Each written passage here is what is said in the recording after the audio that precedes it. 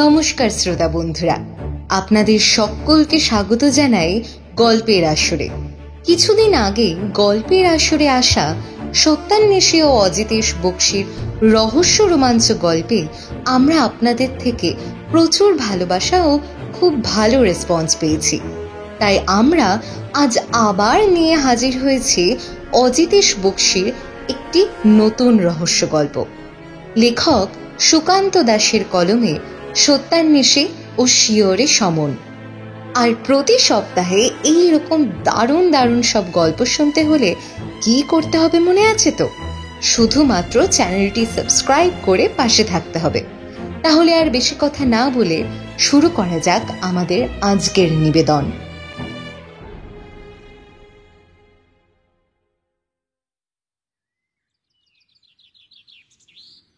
কদিন যাবৎ কলম ধরার সময় পাইনি। আগের রহস্যের সন্ধান নিয়ে লেখা তো দূর, তার আগেরটাই বাকি পড়ে আছে এখনো। বহুদিন ধরে কাগজ আর কলমের সাথে সম্পর্কটা বিচ্ছিন্ন হয়ে এসেছে। তার অবশ্যই একটা যথোপযুক্ত কারণ আছে, আর সেই কারণটা যেমন আশ্চর্যের তেমনই ভয়ানক। আগেরবার সহজ একটা কেস একটা মাত্র মানুষের জন্য কিভাবে কঠিন হয়ে গিয়েছিল তা পাঠকগণ জানেন। তা নিয়ে আলাদা করে বর্ণনা করা সময় আর পাঠকের ধৈর্য এই দুইয়েরই চূড়ান্ত অবমাননা করার শামিল। তবুও যেটুকু বলা দরকার সেটাই বলবো।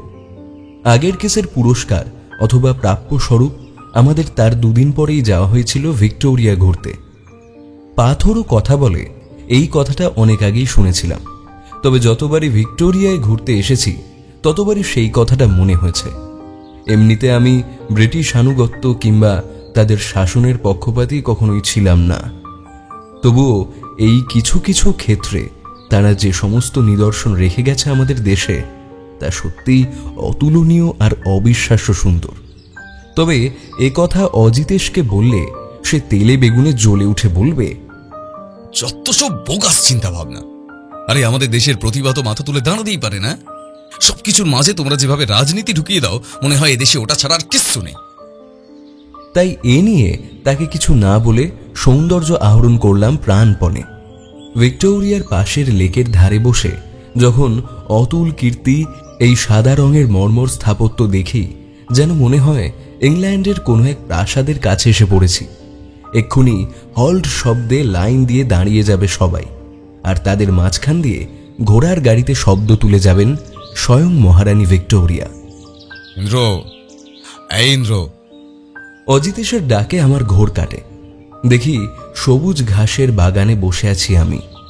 অজিতেশ আমার দিকে তাকিয়ে আছে। ভাবছিলে হতো রানী ভিক্টোরিয়াকে দেখতে পাচ্ছিলে নাকি? না হে, এই ভিক্টোরিয়ার সৌন্দর্য মানস চোখে উপভোগ করিবার ক্ষুদ্র প্রয়াস করিতেছিলাম। ক্ষুদ্র প্রয়াসে কাজ হবে না, বৃহৎ প্রয়াস করতে হবে। এখন চলো বাড়ি ফেরা যাক।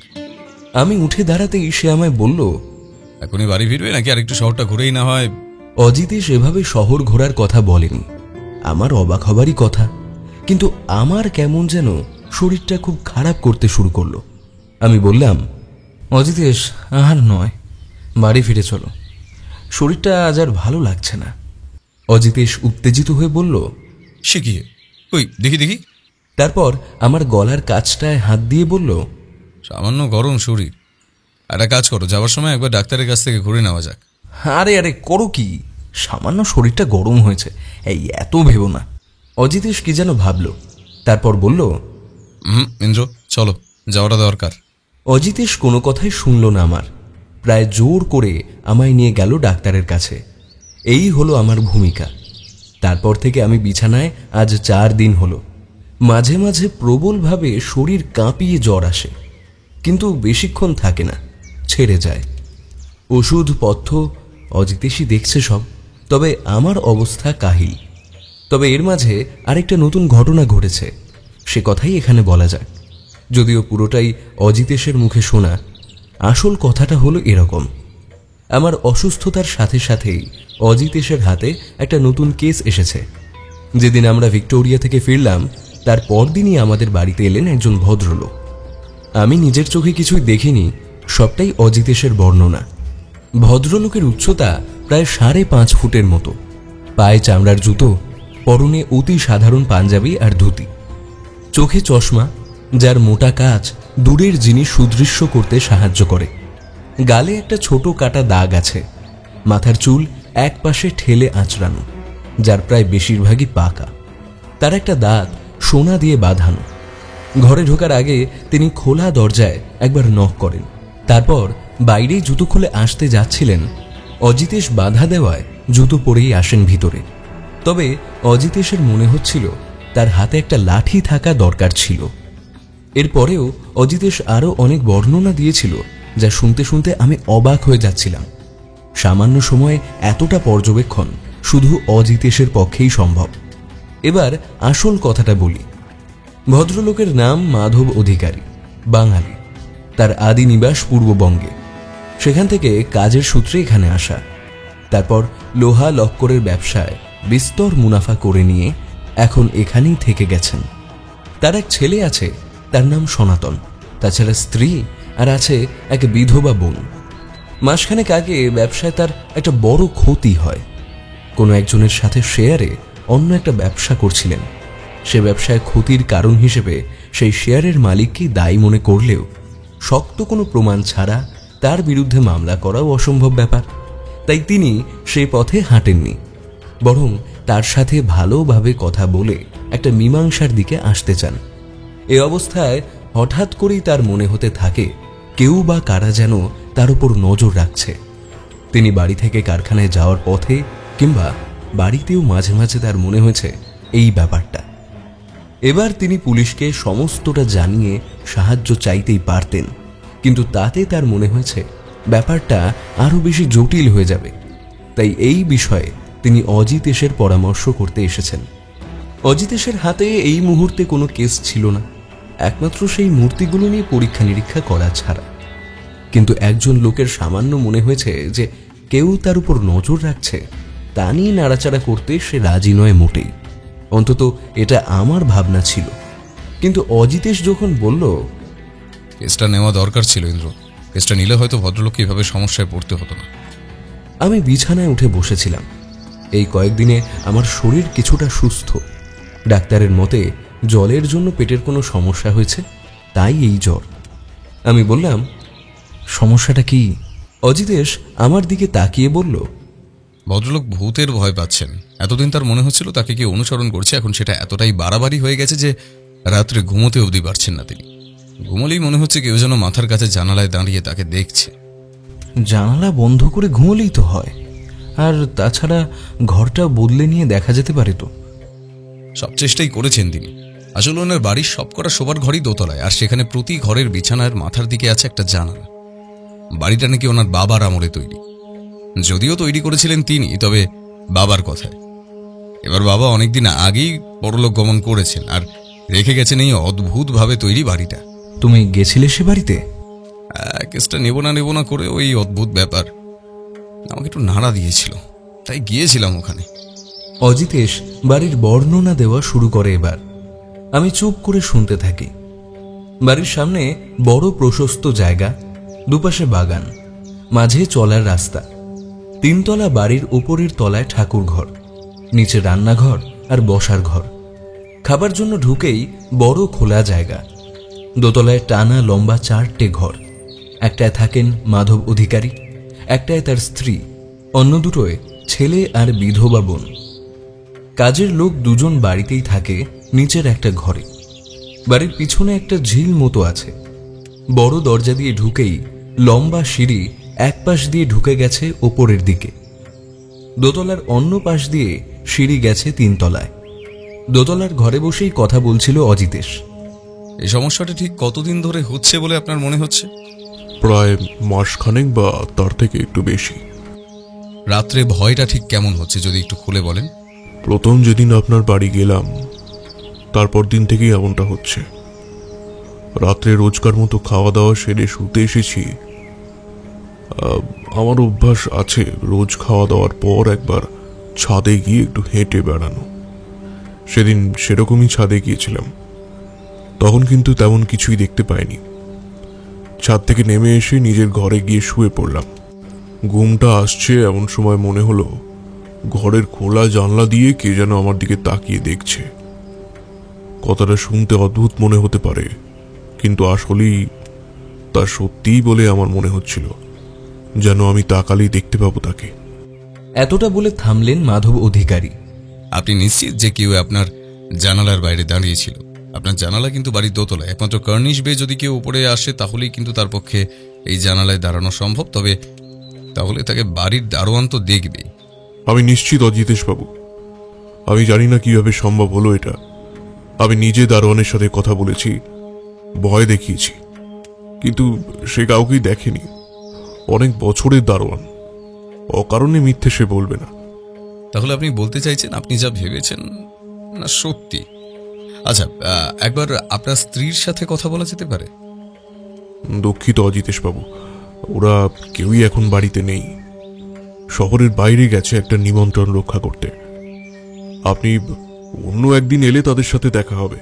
আমি তারপর দারোয়ানের সাথেও কথা বলি, কিন্তু তেমন কিছুই জানা গেল না তার থেকে। এতটা বলে অজিতেশ আমার দিকে তাকালো, তারপর একটু থেমে বলল, একটা ব্যাপারেই আমার খটকা লাগছে। লোকটার হয় কোনো মানসিক সমস্যা আছে, আর না হয় ব্যাপারটা অধিক গুরুতর। তাহলে এই কেসটা কি তুমি নিচ্ছ? কিন্তু এই কেসের তদন্তের শুরু করবে কোথা থেকে? সেটাই তো আমাদের প্রথম কাজ হবে ইন্দ্র। আচ্ছা, তুমি কি সুস্থ বোধ করছো? যদি করো তাহলে কাল তোমায় একটা দায়িত্ব দেব, আর যদি না করো তাহলে আমাকেই যেতে হবে। আসলে আমি আর বেশি দেরি করতে চাইছি না, কারণ যদি মাধব অধিকারীর কথা সত্যি হয় তাহলে একটা খুন হয়ে যাবার আশঙ্কা উড়িয়ে দেওয়া যাচ্ছে না। সুস্থই বোধ করছি, একটু হাঁটাচলা করলে বোধহয় বাকিটাও ঠিক হয়ে যাবে, কিন্তু যাব কোথায়? অজিতেশ আমার কাঁধে হাত রেখে বলল, তুমি যাবে মাধব অধিকারীর অফিসে, আর আমি যাব কাল বলবো তোমায়। এখন শুয়ে পড়ো তুমি, আজকের দিনটা বিশ্রাম নাও, কাল থেকে শুরু হবে আমাদের যাত্রা। পরদিন সকালে অজিতেশের দেওয়া ঠিকানা মিলিয়ে আমি গিয়ে পৌঁছলাম মাধব অধিকারীর কারখানায়। শরীরটা আগের থেকে অনেক ঝরঝরে লাগছে। কারখানাটা একটা বড় রাস্তার একপাশে, অনেকটা জায়গা নিয়ে তৈরি কারখানার সামনে একটা বড় গেট। সেখানে দাঁড়িয়ে থাকা দারোয়ান আমায় জিজ্ঞাসা করল, কিসকো মাংতা? কিসকো মাংতা তা আমিও যে জানি না তা আর তাকে বললাম না। অজিতেশের দেওয়া একটা কার্ড নিয়ে তাকে দেখাতেই সে বলল, साहिब के साथ मुलाकात करना है, लेकिन वो तो अभी तक आया नहीं। আমি ভিতরে গিয়ে অপেক্ষা করলে কি অসুবিধা হবে? তোমার সাহেব কিন্তু আমায় অপেক্ষা করতে বলেছেন। সে একবার ভাবল, মাথা চুলকে নিয়ে তারপর বলল, साहिब बोला है तो अब जाइए। বলে গেট খুলে দিল। আমি ভেতরে যেতেই লোহা লক্করের টুংটাং শব্দ পেলাম। আমি ডান দিকে তাকাতেই একজন মেকানিক গোছের কাউকে দেখলাম। তাকে বললাম, ভাই শুনছো, এই অফিস ঘরটা কোন দিকে? অফিসে এসে ঢুকতেই ভেতর থেকে একজন লোক উঠে দাঁড়িয়ে বলল, হ্যাঁ বলুন। আমি নমস্কার করে বললাম, আমি আসলে মিস্টার অধিকারীর সাথে দেখা করতে এসেছি। বলে কার্ডটা তাকে দেখালাম। আমি বসে আছি, লোকটা খাতায় কি যেন লিখছে। আমি একটু কেশে নিয়ে আমার কাজ শুরু করলাম। আচ্ছা, আপনি কি এই কারখানার ম্যানেজার? আগে হ্যাঁ, আমি অমর সামন্ত। এই কারখানার পুরোটাই আমি দেখাশোনা করি। কতদিন ধরে আছেন আপনি এখানে? প্রায় বছর 7 হবে। কেন বলুন তো? না মানে এমনিই জানতে চাইছিলাম। তো আপনাদের এই মালিক ভদ্রলোক কি রোজ আসেন কারখানায়? হ্যাঁ, তিনি রোজই 12টা নাগাদ আসেন। ও আচ্ছা আচ্ছা, তাহলে তো আমায় আবার অনেকক্ষণ অপেক্ষা করতে হবে। একটু হেসে আবার নিজের কাজে মন দেন তিনি। আমি এবার দ্বিতীয় কাজটা শুরু করি। আচ্ছা, আপনাদের মালিক মানে মাধব অধিকারীর কি ইদানিং কোনো পরিবর্তন লক্ষ্য করছিলেন? এবার ভদ্রলোক একটা অদ্ভুত দৃষ্টিতে তাকালেন, তারপর বললেন, আরে কে বলুন তো আপনি? আমি একটু ভেবে নিলাম, তারপর বললাম, আমি আসলে একটা কাজের জন্য এখানে এসেছি।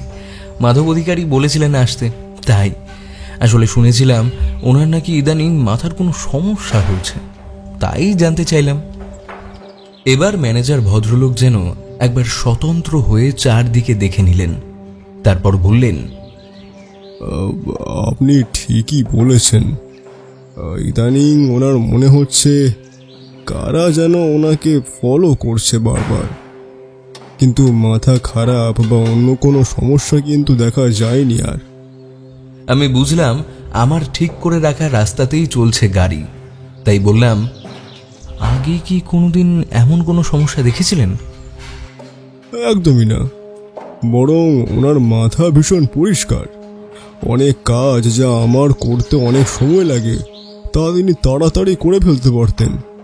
তবে ওই ওনার পার্টনারের সাথে একটা ব্যবসা নিয়ে ঝামেলা হওয়ার পর থেকে এমনটা হচ্ছিল।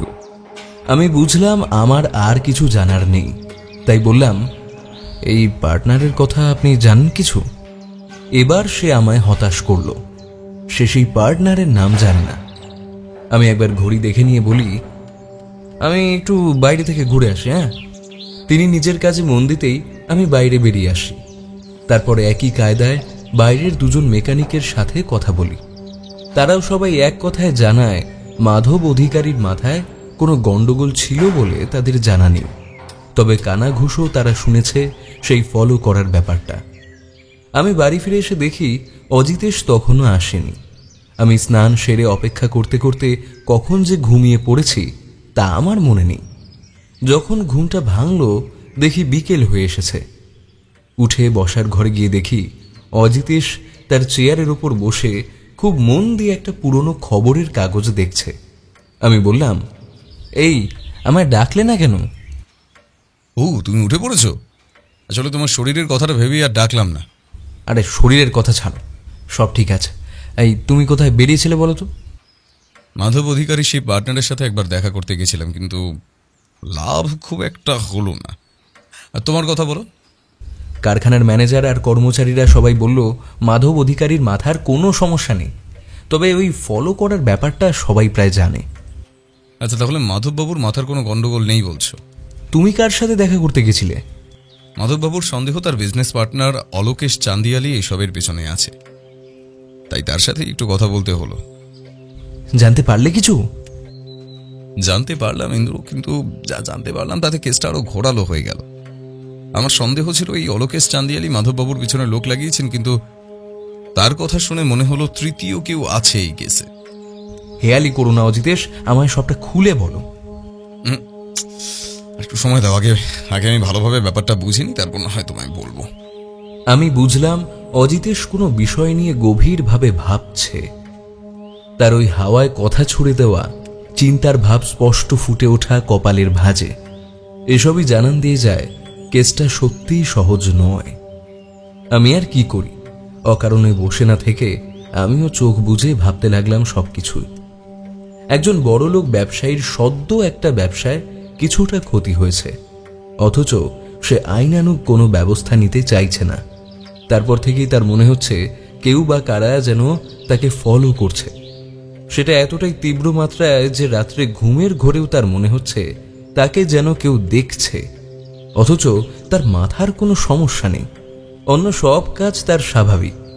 তার মানে তার মনে হওয়াতে কোনো ভুল নেই, তবে যে জানালার কাছে তিনি কাউকে দেখতে পাচ্ছেন সেটা দোতলায়। কোনো সাধারণভাবে সেখানে পৌঁছে বেশি সময় ধরে দাঁড়িয়ে থাকা সম্ভব নয়। তাহলে আসল রহস্যটা কি? আমি চোখ বুজে শুয়ে আছি চেয়ারের উপর, এমন সময় অজিতেশ বলে উঠল, আচ্ছা ইন্দ্র, ধরো তোমার মনে হচ্ছে কেউ তোমায় ফলো করছে সারাদিন, তাহলে এমন ক্ষেত্রে তোমার প্রথম সন্দেহ কার উপর হবে? আমি চোখ খুলে সোজা হয়ে বসে বললাম, এ তো অতি সাধারণ ব্যাপার। আমার যদি কোনো শত্রু থেকে থাকে তার উপরেই তো প্রথম সন্দেহ হবে। এখানে মাধববাবুর শত্রু বলতে মাধববাবু মনে করেন অলোকেশ চান্দিয়ালকে, আর দ্বিতীয় কার কথা মনে হবে ইন্দ্র? এবার আমি একটু ভাবনায় পড়লাম। অজিতেশ বলল, এমন কি কেউ শত্রু হতে পারে না যার উদ্দেশ্য তোমার জানা নেই? হতেই পারে, তবে তুমি ভুলে যাচ্ছ অজিতেশ, মাধববাবু একজন বিজনেসম্যান। তার একটা কেন, অনেক শত্রু থাকতে পারে। আমি সেটা বলছি না, কিন্তু সমস্যা করছে ওই রাত্রের ব্যাপারটা। এতটা রিস্ক নিয়ে কেউ তার বাড়িতে তার জানালার কাছে দাঁড়িয়ে থাকবে, এটা অতিরিক্ত রকমের বাড়াবাড়ি বলে মনে হচ্ছে না? সে তো ঠিক, কিন্তু তাহলে এই ফলো করার ব্যাপারটা কি বলে মনে হচ্ছে তোমার? অজিতেশ কিছু বলল না, শুধু বলল, কাল সকালে তৈরি থেকো, আমাদের একবার বেরোতে হবে।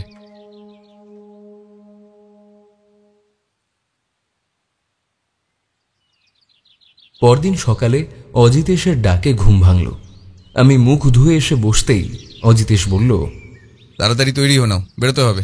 আমি তৈরিই ছিলাম। তাড়াতাড়ি চা খেয়ে নিয়ে বললাম, চলো যাও যাক। মাধব অধিকারীর বাড়ির বর্ণনা পাঠক আগেই শুনেছেন, তাই আরেকবার তা জানিয়ে বিব্রত করা আমার উদ্দেশ্য নয়। বরং যেটা জানানো প্রয়োজন তা হল দোতলার ঘরের জানালাগুলো সব পিছনের দিকে, আর সেই জানালার নিচের সোজাসুজি একতলায় জানলার কার্নিশে দাঁড়িয়ে ওপরের জানলার নাগাল পাওয়া অসম্ভব। মাধব অধিকারী বাড়িতেই ছিলেন, হয়তো অজিতেশ ওনাকে বলে রেখেছিল। বসার ঘরে আমি আর অজিতেশ বসতেই মাধববাবুর স্ত্রী এসে ঢুকলেন। মাধববাবু আগেই জানিয়েছেন তার নাম সাবিত্রী। মাধববাবুর চেয়ে বয়স অনেকটাই কম বলে মনে হলো। চেহারায় আভিজাত্য আছে। তিনি আমাদের উল্টো দিকের একটা গদি লাগানো চেয়ারে বসে নমস্কার জানালেন অজিতেশকে। সেও প্রতি নমস্কার করে প্রশ্ন করল, আচ্ছা, আপনার কি মনে হয় কোনো শত্রু আছে যে মাধববাবুর ক্ষতি করার জন্য এমনটা করতে পারে? আসলে অজিতেশবাবু, আমি তো এসব ব্যাপারে তেমন কিছু জানি না। ওনার ব্যবসা কিংবা অন্য ব্যাপারে উনি বাড়িতে কথাবার্তা একটু কমই বলেন। তবে কিছুদিন আগেই ওনার একজনের সাথে ব্যবসা নিয়ে একটু সমস্যা হয়েছিল, তাই আমার মনে হয় তিনি যদি... হ্যাঁ, এই সন্দেহটা আমাদেরও আছে। এছাড়া অন্য কেউ কি? না, এছাড়া অন্য কারোর কথা তো আমার জানা নেই। আমি অজিতেশকে একটা ছোট্ট ধাক্কা দিয়ে বললাম, একবার সেই ঘরটা দেখা যেতে পারে? আমার কথাটা আমি মাধববাবুকে উদ্দেশ্য করেই বলেছিলাম। তিনি বললেন, হ্যাঁ অবশ্যই, আসুন না। দেখুন না, কালও ঘর বদল করে শুলাম, অথচ সেই একই ব্যাপার। চায়ের ট্রে এসে গেছিল। সবাই চা খেতে খেতেই মাধববাবুর শেষে পরে শেষে পড়ল। সে কোনো একটা কলেজে পড়ে, সে সেখান থেকেই ফিরছে। তাকে দেখেই মাধববাবু বললেন, এই আমার ছেলে পরেশ। আমরা তার দিকে তাকাতেই সে এসে দাঁড়ালো আমাদের সামনে। তার বয়স হবে 24 মতো। মুখে একটা শান্ত কিশোর ভাব রয়েছে। কাঁধের ব্যাগটা সে একপাশে রেখে বসলো অন্য চেয়ারে। অজিতেশ বলল, আপনাদের আর কষ্ট করতে হবে না, আমি পরেশকে নিয়েই দেখে নিচ্ছি ঘরটা আরেকবার। তাহলে তো ভালোই হয়। আমার একটু তাড়াতাড়ি বেরোতে হবে, কারখানায় কিছু কাজ রয়েছে। মাধববাবু উঠে গেলে আমরা দোতলার দিকে এগোলাম। একটা ঘরে ঢুকে পরেশ বলল, বাবা কাল এই ঘরেই শুয়েছিলেন? অজিতেশ সে কথার কোনো উত্তর না দিয়ে বলল, পরেশ, তুমি কি আমায় কিছু বলতে চাইছো? পরে সে কথায় চমকে একবার তাকালো অজিতেশের দিকে, তারপর মাথা নামিয়ে বলল, কই না তো। কেন জানি না, আমার মনে হলো সে যদি না হয় খুব ভালো, তবে তোমার বাবার কিন্তু জীবন সংশয় আছে। যদি কিছু জানো আমায় জানাতে পারো, এই আমার টেলিফোন নাম্বার রইল। অজিতেশ ঘর আগেই দেখেছে। আমি দেখলাম জানালাটা। বাইরে বড় উঁচু পাঁচিল, তার ওপারে ঝিল, জানালায় গড়াত দেওয়া। নিচের দিকে তাকিয়ে এমন কিছুই পেলাম না যা দিয়ে জানা যায় এখানে কেউ দাঁড়িয়ে থাকতে পারে। এবার পরেশ কথা বলল, বাবা তো সারাদিন বাইরেই থাকেন, যখন ফেরেন রাত হয়ে যায়। আসলে কিছুদিন ধরে আমারও মনে হচ্ছে আমায় কেউ ফলো করছে। এটাও মনের ভুলও হতে পারে। কলেজ থেকে বেরিয়ে মাঝে মাঝে একটা লোককে দাঁড়িয়ে থাকতে দেখি উল্টো দিকে, তাই আমি চমকে উঠলাম। অজিতেশ বলল, এটা জানিয়েছো বাড়িতে? না, এমনিতেই বাবার সমস্যাটা নিয়ে বাড়িতে সবাই চিন্তিত। তার মাঝে যদি আমিও এরকম বলি তাহলে সবাই ভয় পেয়ে যাবে, তাই কিছু বলিনি। আর আমিও তো পুরোপুরি নিশ্চিত নই এটা নিয়ে। বেশ, এখনই বাড়িতে কিছু বলার দরকার নেই। যদি সেই লোকটাকে দেখো তাহলে আমায় জানাবে, আর ভালো করে চিনে রাখার চেষ্টা করবে তাকে। হ্যাঁ, আর অজিতেশের কথা থেমে গেল। সে দরজার দিকে তাকিয়ে থেকে এক দৌড়ে বাইরে বেরিয়ে গেল। তারপর ফিরে এসে বলল, চলি তাহলে আমরা আজ। হ্যাঁ, বলে একবার পরেশের কাঁধ ঝাঁকিয়ে বেরিয়ে এলো অজিতেশ। আমিও তার পিছন পিছন বেরিয়ে এলাম। বাইরে আসতেই মনে হলো কে যেন সিঁড়ি দিয়ে নেমে গেল এই মাত্র, কিন্তু আমরা তাড়াতাড়ি নিচে নেমেও কাউকে দেখলাম না। আমরা নিচে নামতেই সাবিত্রী দেবী বেরিয়ে এলেন নিচের একটা ঘর থেকে। আমাদের দেখে বললেন, আপনারা চলে যাচ্ছেন? হ্যাঁ, আমাদের একটু অন্য কাজ আছে। আচ্ছা, মাধববাবুর বোনকে তো দেখলাম না। ও তো একটু রান্নাঘরে আছে। এই মাধবী, মাধবী, একবার এদিকে আয় তো। হাক ডাকে যে এসে দাঁড়ালো তাকে মাধববাবুর বোন বলে চিনতে সন্দেহ হয় না। ব্যাপারটা পরিষ্কার করে দিলেন সাবিত্রী দেবী। মাধব মাধবী যমজ, মাত্র কয়েক মিনিটের বড় মাধববাবু। তাকে অজিতেশ প্রশ্ন করল, আপনার দাদার শত্রুকে থাকতে পারে, এই ব্যাপারে আপনি কিছু বলতে পারেন? দাদার যে কোনো শত্রু থাকতে পারে আমার তাই বিশ্বাস হয় না। তবে বৌদির মুখে শুনেছিলাম ব্যবসা নিয়ে একজনের সাথে ঝামেলা ছিল। ঠিক আছে, পরে দেখা হবে তাহলে। আর হ্যাঁ, আপনারাও কিন্তু একটু সাবধানে থাকবেন। বলে আমরা বেরিয়ে এলাম। আমি বললাম, তাহলে কি বুঝলে অজিতেশ? যা বুঝলাম ইন্দ্র, সমস্যা আরো বেশি ভয়ঙ্কর, আরো বেশি জটিল। একটা খুন না হয়ে যায় এবার। আর এ ব্যাপারে কোনো কথা হলো না আমাদের। রহস্যের জালে জড়িয়ে থাকা অজিতেশ বাকি রাস্তা কি যেন ভাবতে ভাবতে ফিরল। আর আমিও বুঝতে পারলাম আমার জ্বরটা আবার বাড়ছে। অজিতেশের ধারণা যে অমূলক হয় না তা আমার থেকে ভালো বোধ হয় বেশি কেউ জানে না। কাল বাড়ি ফিরে আসার পর আর তেমন কিছু ঘটেনি। সারা বিকেলে অজিতেশ তার ডায়েরিতে কি সব লিখল, তারপর তা নিয়েই বসে রইল। শুধু একবার প্রশ্ন করল, আচ্ছা ইন্দ্র, তোমার যদি প্রাণের ভয় থাকে আর তোমার যদি টাকার সম্পত্তি থাকে, অনেকগুলো টাকার, হ্যাঁ মানে, তাহলে তুমি কি কাজ করবে? আমি ঠিক উত্তর দিতে পারলাম না। আসলে যদি আমার কাছে অনেক টাকা থাকতো তাহলেই হয়তো আমি উত্তর দিতে পারতাম। অজিতেশ আর কিছু বলল না, শুধু নিজের মনে বলল, একটাই সূত্র, একটা মাত্র, কিন্তু মোটিভটা কি? বলে হাওয়ায় একবার হাত চালিয়ে বলল, খেলাটা জমে উঠেছে। কোনটা আসল খেলা বা কোন খেলার কথা অজিতেশ বলতে চাইছিল আমি জানি না। তবে অনেক রাত্রে একবার টেলিফোন বেজে উঠতেই অজিতেশ দৌড়ে গিয়ে সেটা তুলল, যেন এটার জন্যই সে অপেক্ষা করছিল সারা দিন ধরে। কথা বলার পর আমার কাছে এসে বলল, ইন্দ্র, একটা আলো পাওয়া গেছে, তবে সেটার উপর ভিত্তি করে থাকতে গেলে অনেকটা দেরি হবে। একটা কিছুর জন্য অপেক্ষা করতে হবে। অপেক্ষা কিন্তু আর করতে হলো না, কিন্তু যেটা ঘটল তার জন্য আমি কিংবা অজিতেশ কেউই প্রস্তুত ছিলাম না। আমি কোন ছাড়, অজিতেশ যখন সকালে ফোনটা পেল তার মুখের কথা থেমে গেল। ফোনটা রেখে আমার দিকে তাকিয়ে এসে বলল, ইন্দ্র, একটা যে বড়সড় কিছু ঘটতে চলেছে সেটা আমি জানতাম, কিন্তু সেটা যে এমন কিছু আমি তা আশাও করতে পারিনি। আমি তার মুখের দিকে তাকিয়ে বললাম, কি হয়েছে অজিতেশ? খুন হয়ে গেছে একটা, ইন্দ্র, খুন। কে? মাধব অধিকারী? না, সেটাই আমি আন্দাজ করেছিলাম, কিন্তু খুনটা হয়েছে তার ছেলের, পরেশ অধিকারী। সে কি? সে তো ছোট ছেলে, তার প্রতি কার আক্রোশ থাকতে পারে? এই এক মিনিট, কালই তো সে তোমায় বলেছিল যে কেউ তাকে অনুসরণ করছে, তাহলে সেটা মিথ্যে নয়? না, এত তাড়াতাড়ি এমন কিছু হয়ে গেল। আচ্ছা চলো একবার সেখানে যাওয়া যাক, আশা করি পুলিশের মধ্যে এসে গেছে। মাধববাবুর বাড়িতে পৌঁছতেই বাইরে পুলিশের গাড়ি দেখা গেল। ভেতরে ঢুকতেই দেখা পাওয়া গেল মাধববাবুর। কেমন যেন বিধ্বস্ত দেখাচ্ছে তাকে, যদিও তাই স্বাভাবিক। পুলিশ মৃতদেহ নিয়ে গেছে একটু আগেই। ঘরের মাঝে সে এক অন্যরকম পরিস্থিতি। কালই এ বাড়িতে এসেছি, তবু আজ যেন এক অন্য জায়গা। অজিতেশ গিয়েই প্রথমে পুলিশ অফিসারের সাথে কথা বলল। এই সেই পুলিশ অফিসার যাকে আমরা আগের একটা কেসে সাহায্য করেছিলাম। অজিতেশ এগিয়ে যেতেই সেই পুলিশ অফিসার মিস্টার বসু হাসি মুখে এগিয়ে এসে বললেন, আরে অজিতেশ বাবু, যে খুন হতে না হতেই গোয়েন্দা হাজির। বাহ, দেশের উন্নতি হচ্ছে তাহলে। দেশের উন্নতি হচ্ছে কিনা জানি না, তবে মিস্টার বসু, এই গোয়েন্দা শব্দটা আমি একদমই পছন্দ করি না।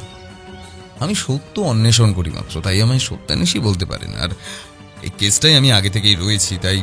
সে কি, আপনি জানতেন ছেলেটা মারা যাবে? না, সেটা না, মাধববাবুর একটা কেসে আমি তদন্তের দায়িত্ব নিয়েছি, তবে তার ছেলে যে মারা যেতে পারে সন্দেহ আমি করিনি।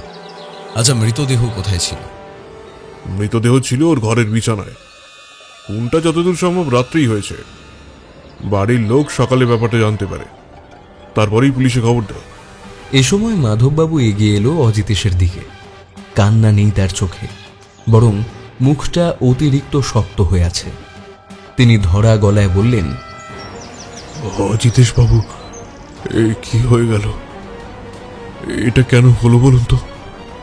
আমার জন্যই কি? আপনি এতটা ভেঙে পড়বেন না মাধববাবু, আপনার জন্য কিচ্ছু হয়নি। অজিতেশ মাধববাবুর হাত ধরে তাকে একটা চেয়ারে বসালেন। আমার জন্যই অজিতেশ বাবু। কাল পরে শেষে বলল, বাবা আজ তুমি আমার ঘরে শো, আমি তোমার ঘরে থাকি রাত্রে। দেখো যদি আজ আর সেরকম না হয়। সেই শেষ কথা অজিতেশ বাবু। সকালে সাবিত্রীর ডাকে ঘুম ভেঙে দেখি সব শেষ, সব। মাধববাবুর গলা কেঁপে গেল, কিন্তু তার চোখে জল এলো না এবারও। অজিতেশ তাকে বসিয়ে রেখে যে ঘরে খুনটা হয়েছে সে ঘরটা দেখতে গেল। আমি নিচেই রইলাম। ঘরের একপাশে সাবিত্রী দেবী পাথরের মতো বসে আছেন। তার পাশে বসে মাধববাবুর বোন তাকে সান্ত্বনা দিচ্ছে। অজিতেশ নেমে এলো কিছুক্ষণের মধ্যেই। তারপর আমায় বলল, একবার বাইরে চলো ইন্দ্র। বাইরে দেখা গেল দারোয়ানকে পুলিশ জেরা করছে। তাদের একবার বলতেই দারোয়ানকে অজিতেশের কাছে ছেড়ে তারা মিস্টার বসুর দিকে গেল। অজিতেশ বলল, কাল রাত্রে কি কেউ এসেছিল বা কাউকে বেরিয়ে যেতে দেখেছ? পুলিশের জেরায় দারোয়ান এমনিতেই ভয় পেয়েছিল, সেভাবেই বলল, না না বাবু, আমি আমি পুলিশকেও বলেছি সে কথা। আচ্ছা, ভালো করে ভেবে বলো তো, বাড়ি থেকে কেউ কাল বাইরে বেরিয়েছিল? দারোয়ান কিছুক্ষণ ভাবল, তারপর বলল,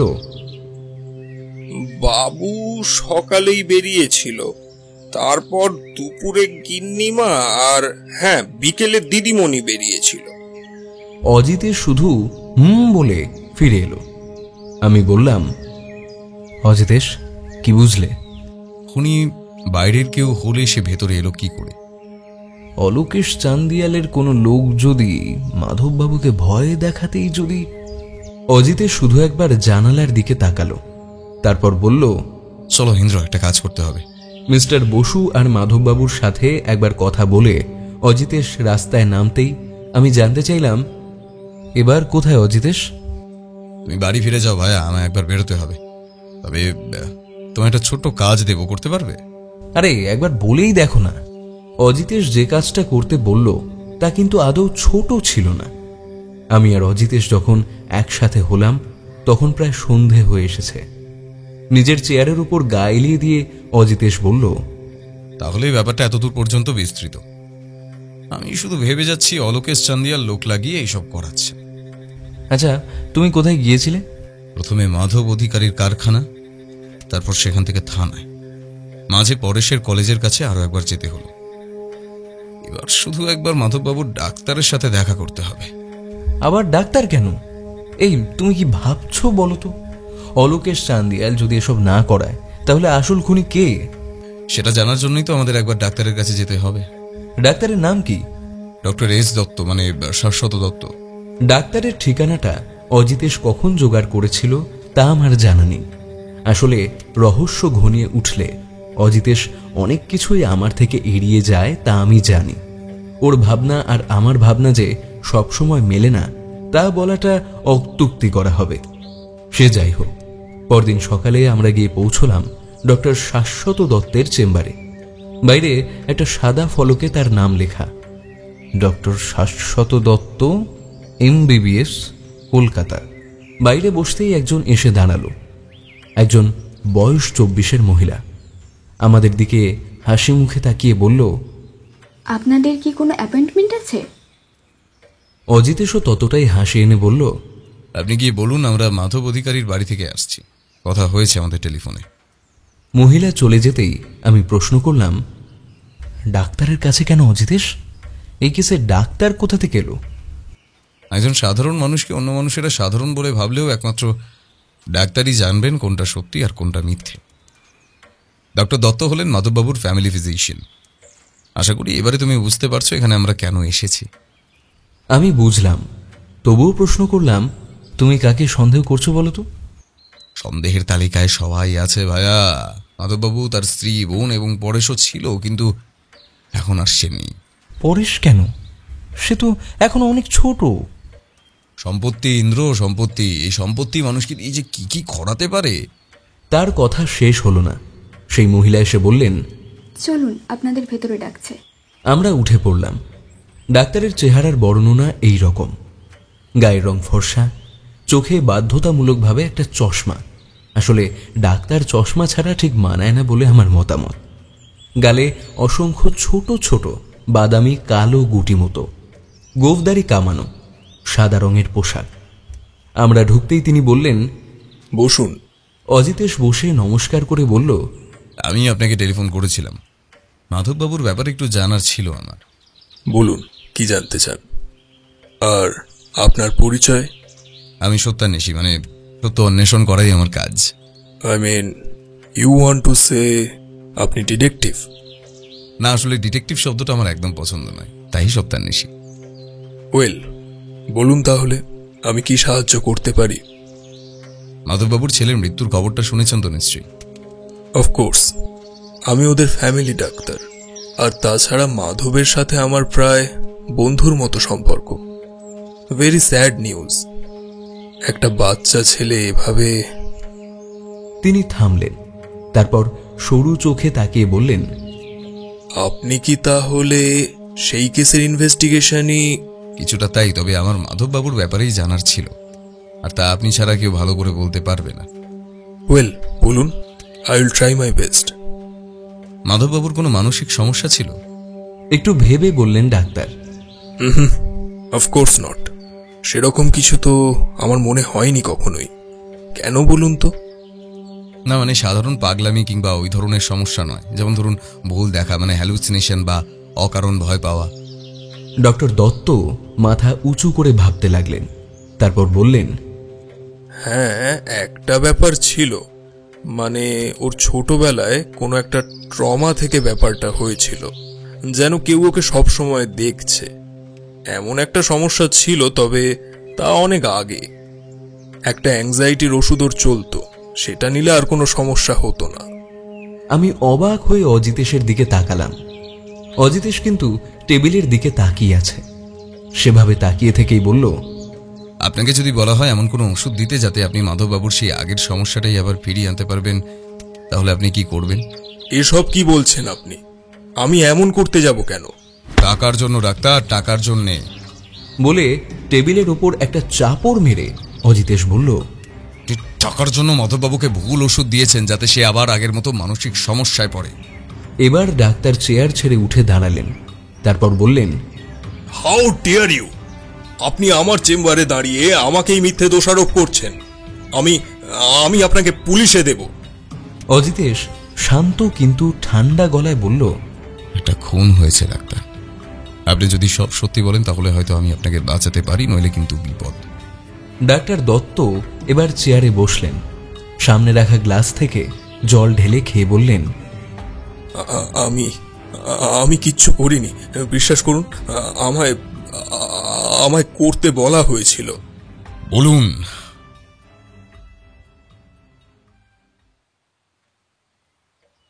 মাধববাবুর বাড়িতে বসেই আজ সকালের চা পান করা হচ্ছে। আসলে অজিতেশই চেয়েছিল আজ সকালে এই বাড়িতে আসতে। মাধববাবুকে বলতে তিনিও আর আপত্তি করলেন না একটু। তাই আজ সকালেই আমাদের এ বাড়িতে আগমন। এমন একটা খুনের পর পুলিশ যে বারবার আসবে তা স্বাভাবিক। খুনের অস্ত্র নাকি পাওয়া গেছে বিছানার পাশেই। অজিতেশ মাধববাবুর দিকে তাকিয়ে বলল, আপনার কোনো উইল করা আছে? হ্যাঁ, সে তো অবশ্যই। তবে সে উইলটা এবার বদলাতে হবে বোধহয়। কেন? উইলে আমার ছেলেকে সম্পত্তির বেশি অংশ দেওয়া ছিল, তবে শর্ত সাপেক্ষে তাকে আমার স্ত্রী আর বোনকে দেখাশোনা করতে হবে। কিছু আমার স্ত্রীর নামে আর অল্প কিছু বোনের জন্য। এবার তো তা বদলাতে হবে। ভেবেছেন কিছু এ ব্যাপারে? ভেবেছি পুরো সম্পত্তিটাই একটা অনাথ আশ্রমে দান করে যাব। আমার মৃত্যুর পর তারা এই সম্পত্তির অধিকারী হবে, আর আমার স্ত্রী আর বোন মাসিক একটা অর্থ সেখান থেকে পাবে।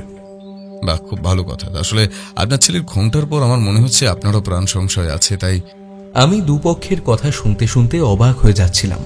তবে আমার চেয়েও বেশি অবাক হচ্ছিল মাধববাবুর স্ত্রী আর বোন।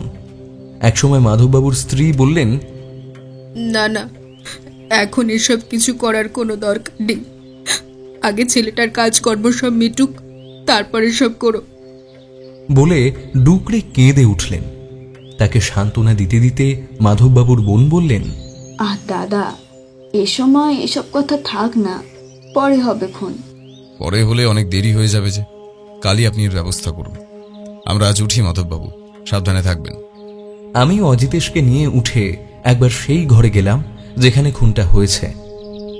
ঘরের দরজা বাইরে থেকে বন্ধ করা ছিল। সেটা খোলার আগে অজিতেশ বলল, একবার মাধববাবুকে ডেকে আনো তো। আমি নিচে নেমে গেলাম। যখন ওপরে এলাম, অজিতেশ দরজার বাইরেই দাঁড়িয়ে বলল, মাধববাবু, মৃতদেহ প্রথম কে দেখেছিল? আমার বোন। ও অনেক সকালে ঘুম থেকে ওঠে, দরজা খোলা দেখে ও উঁকি দেয়, আর তখনই দেখে এই দৃশ্য। তার মানে দরজা খোলা ছিল, কিন্তু দরজা খোলা থাকার কারণ কি? আসলে এ বাড়িতে কেউ দরজা বন্ধ করে ঘুমোয় না, সবাই দরজা খুলে রেখেই ঘুমোয়। এটাই চলে আসছে। অজিতেশ মুখের কাছে হাত এনে দরজাটা দেখতে দেখতে বলে, তার মানে খনিকে কোনো বেগই পেতে হয়নি। ঘরের ভেতরে বিছানায় সাদা কাপড় বিছানো, এর মাঝেই পড়েছিল পরেশের নিষ্প্রাণ দেহ। অজিতেশ কিন্তু বিছানার দিকে গেল না, বরং বাকি ঘরটায় ঘুরে কি যেন খুঁজতে লাগলো। একসময় মাধববাবুকে বলল, এই ঘর থেকে কি কিছু সরানো হয়েছে? না তো, পুলিশ বারণ করেছে এখান থেকে কিছু সরিয়ে নিয়ে যেতে, খোলাই তো হয়নি। অজিতেশ একটা হাতের উপর আরেকটা হাতের গুঁতো মেরে বলে, কি একটা যেন কম রয়েছে এই ঘরে। আপনি নিশ্চিত কিছু সরানো হয়নি? না, আমি একেবারে নিশ্চিত।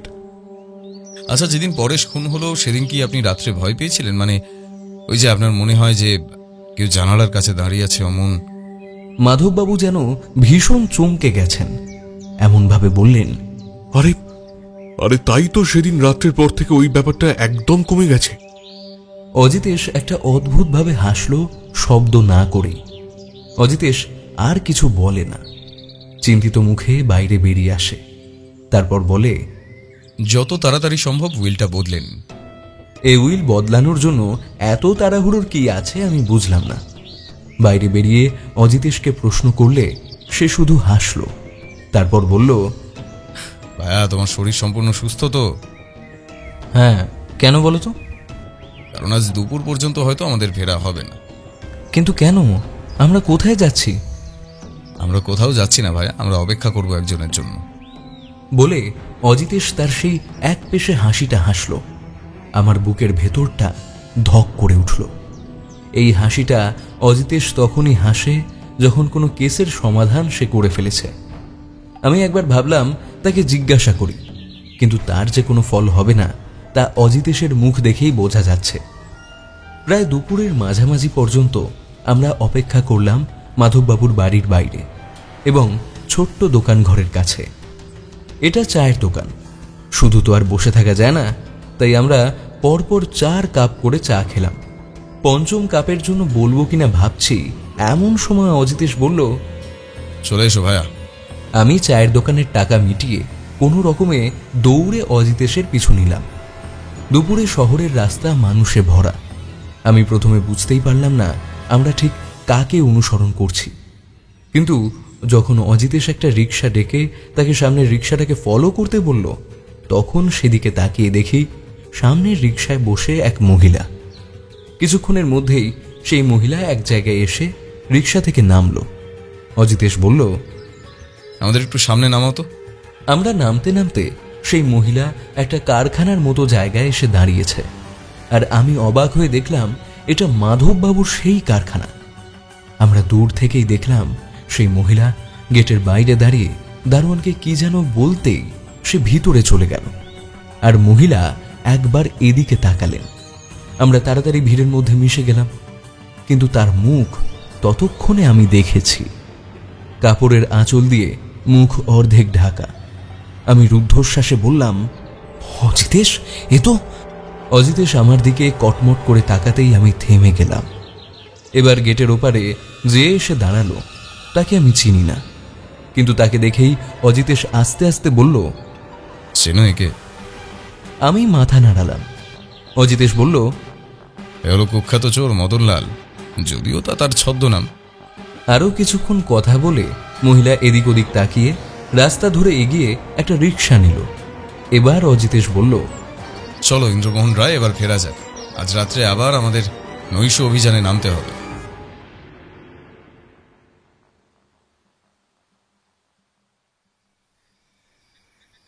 একটা অন্ধকার ঘর, কেউ একজন বিছানায় শুয়ে আছে। অন্ধকার ঘরে আর কেউ কোথাও নেই। বিছানার একপাশে খোলা জানালা দিয়ে হাওয়া আসছে অল্প। সেই হাওয়ায় টেবিলের পর্দাটা উড়ছে, আর উড়ছে দেওয়ালে একটা ক্যালেন্ডার। হঠাৎ একটা মৃদু শব্দে ঘরের দরজাটা খুলে যায়, আর আস্তে আস্তে ভেতরে ঢুকে আসে কেউ। তার হাতে একটা ধারালো কিছু চকচক করে ওঠে। সে টেবিলের কাছে এসে গেলাসটা তুলে দেখে তারপর বিছানার পাশে দাঁড়িয়ে হাতের জিনিসটা মাথার উপর তুলে ধরে বিছানায় শুয়ে থাকা মানুষটার বুক লক্ষ্য করে নামিয়ে আনে চোখের পলকে। একবার, দুবার, তিনবার। এরপর সে মুখ নামিয়ে নিচে কি যেন দেখেই বিছানার উপরের চাদরটা তুলে দিয়েই চকিতে পিছনে তাকাতে যাবার আগেই ঘরের দরজা খুলে যায়, আর সাথে সাথেই ঘরের আলো জ্বলে ওঠে।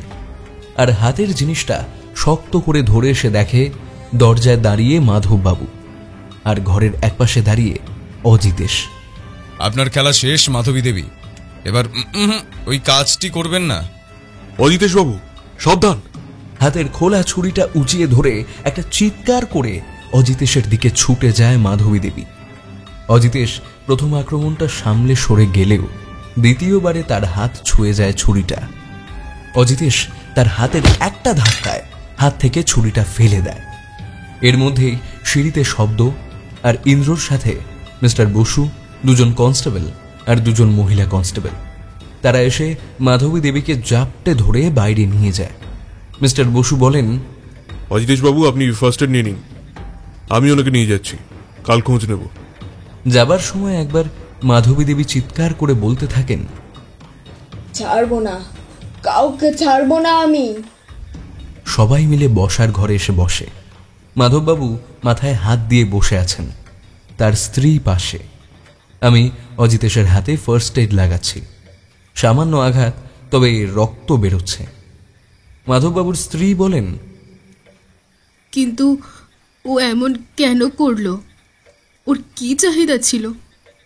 অজিতেশ হাতটা নিজের দিকে টেনে নিয়ে বলে, প্রতিশোধ স্পৃহা। মাধবী দেবী নিজের মতে বিয়ে করেছিলেন, যা এই বাড়ির কারোরই পছন্দ ছিল না। এমনকি ওনার স্বামীর অসুস্থতা এই বাড়ি থেকে কেউ সাহায্য করেনি, তাই তো মাধববাবু?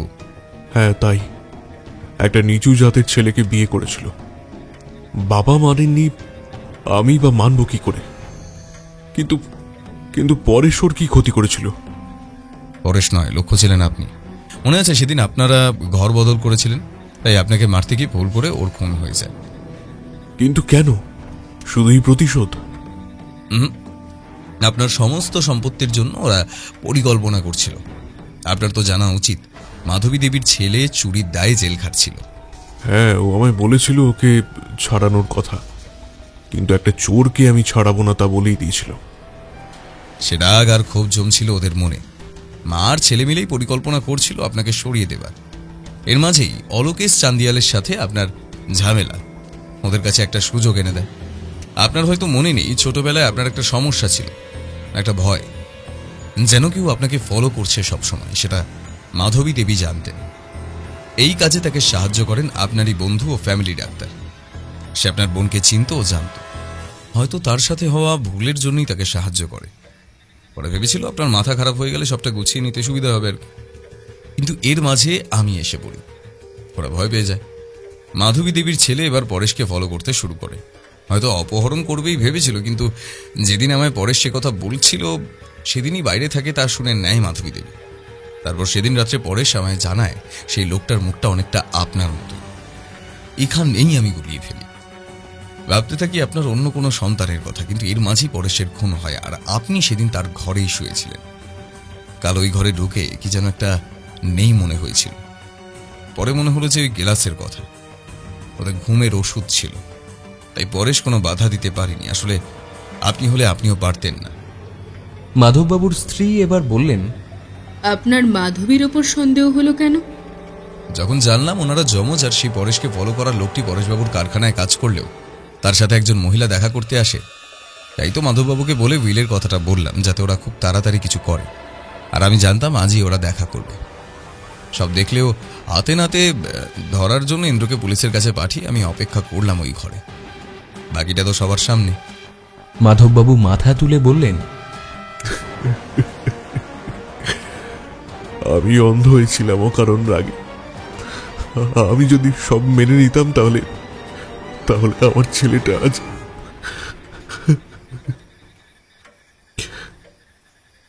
অজিতেশ উঠে গিয়ে তার কাঁধে হাত রাখল, বলল, অতীত ভুলে যেতে হয় মাধববাবু। যা হয়ে গেছে তা নিয়ে না ভেবে আগের কথা ভাবুন। আশা করছি সব ঠিক হয়ে যাবে।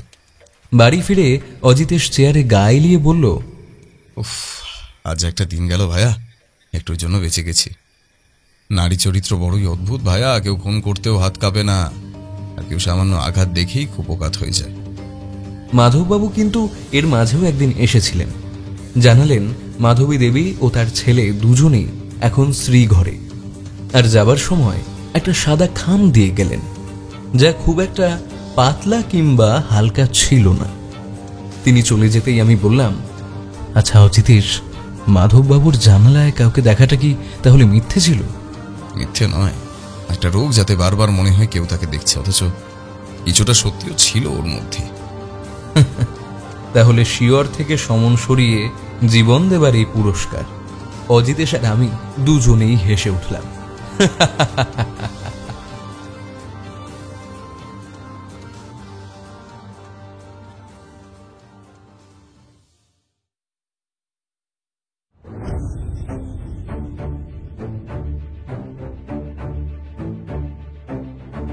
এতক্ষণ আপনারা শুনছিলেন লেখক সুকান্ত দাশের কলমে সত্যান্বেষী ও শিয়রে সমন।